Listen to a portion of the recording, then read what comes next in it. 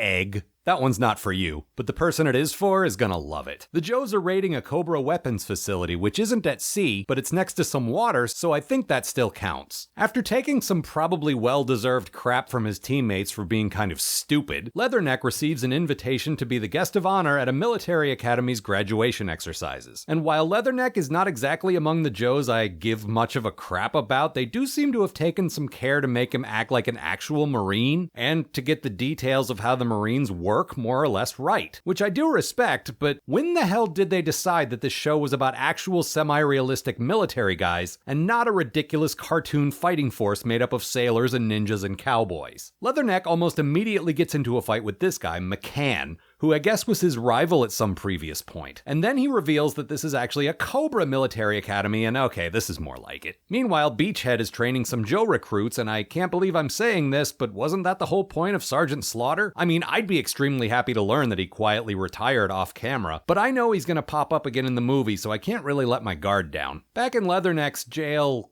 closet, he treats us to a flashback in which McCann was a recruit back when Leatherneck was a drill instructor. Apparently, McCann was extremely adept at pretty much every aspect of his training, but I already know what kind of egg he's going to turn out to be because I read the title of this episode. Also, I've already seen him in his Cobra uniform in the future. And oh look, there he is stealing rocket launchers and ruining his career. I mean, if you're going to go bad, go big, I guess. Back in the present, it turns out the reason McCann has brought Leatherneck here is so his new Cobra recruits can kill him at graduation. This seems a bit petty, but it also seems like this guy would fit right in at Cobra. They do give him a 5-minute head start before they go all most dangerous game on him though, so that's something. All right, after him.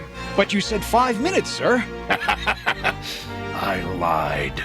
Whoa! What a rotten egg! The cadets take off after him, but this guy Randall is already expressing doubt over having to hunt and murder Leatherneck. How the hell do you go through a Cobra training program and graduate, then suddenly act surprised that you might be called upon to kill a G.I. Joe? Meanwhile, the other Joes wonder why Leatherneck hasn't called in yet, because I guess even though he's on leave, he's still like 6 years old? And what if Widow Weatherneck forgets to take his ear medicine? Unsurprisingly, the baby Cobras are no match for a seasoned Marine who now serves on a highly trained special mission force. Randall in particular is still having some serious problems, but this chick, Sheila, is fucking hardcore. You blind panty waist! You missed! Now this time, do it right. Leatherneck nearly drowns her and then dives in to save her. She reacts the way I would expect any Cobra to react, though. Fool. If our positions were reversed, I would have let you drown. Hardcore. She does need to work on her punning game a little bit, though.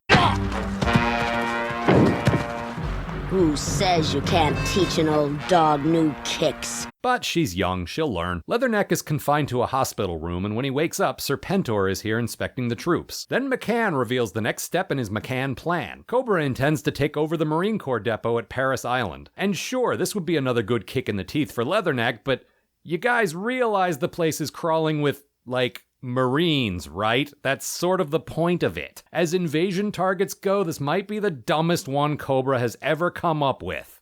So far. Then Leatherneck escapes, but apparently this was also part of McCann's McCann plan. Or else he doesn't want to embarrass himself in front of all these kids and pulled a Pee Wee Herman style, I meant to do that. So Leatherneck beats up a bunch of dogs, and remember that time I started liking Lifeline because he was nice to a dog? Yeah, I wasn't exactly crazy about Leatherneck in the first place, and this isn't doing him any favors. Then he jumps into a dude's truck, but uh-oh, McCann already put out a story about an escaped lunatic, so this won't end well. Unless the Dreadnoks just happen to ride by on their motorcycles. Oh, look at that! What are the odds? So everyone, including Beachhead and some other Joes, converge on Paris Island. Unsurprisingly, it does not end well for Cobra, and not just because the good guys always have to win in cartoons. It's because this was an extremely stupid plan. My theory is that Leatherneck actually wrote this episode himself. I'll give him this, though. Sheila here never had a change of heart. That's a lie! Easy, girl.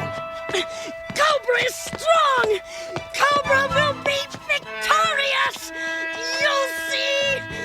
You'll see! I think I might have a new cartoon crush.